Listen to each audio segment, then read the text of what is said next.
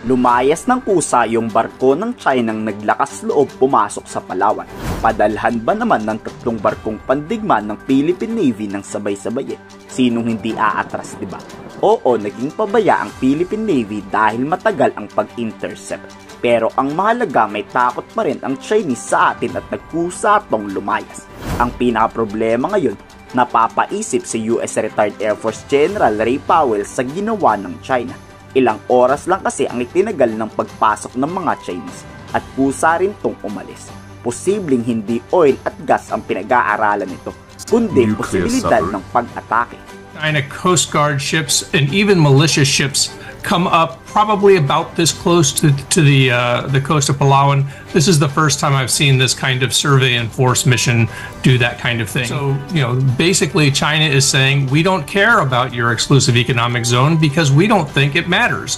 These are China's internal waters. And I was surprised that the mission, sort of ended early, and I wondered why that was. So, isa pa sa tinitignan dahilan ng AFP at US, ang submarine mapping ng dahilan ng survey ship ng China, kung saan sinusukat ang lalim ng dagat kung kaya bang pumasok o mag-operate ng Chinese submarine dito. Kung nagpaplano nga ang AFP sa giyera, syempre magpapatalo ba dyan ang China? Anytime kasi may sisiklab na gulo dyan sa West Philippine Sea at handa ang Pilipinas sumugal dyan. At pag nagkagera, isa sa pagmumulan ng pag-atake ng Pilipinas ay sa Balabac Base sa may Palawan. Yan ang pinakapakay ng survey ship ng China. Ang i-surprise attack ang base militar ng AFP at US sa may Palawan.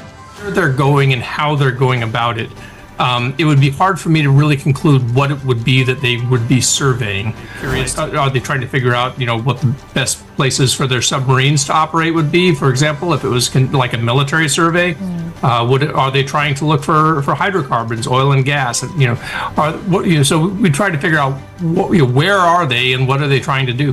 Binigyang babala rin ng China ang Pilipinas na kahit nandyan ang Amerika para mapagyera para sa inyo, papalag kaming mga Chinese. Yan ang tinitignang rason bakit tuloy-tuloy pa rin ang pampipikon ng China sa ating bansa. So, message received, right? So, certainly they're trying to tell the Philippines that China is essentially an unstoppable force and it's futile to resist.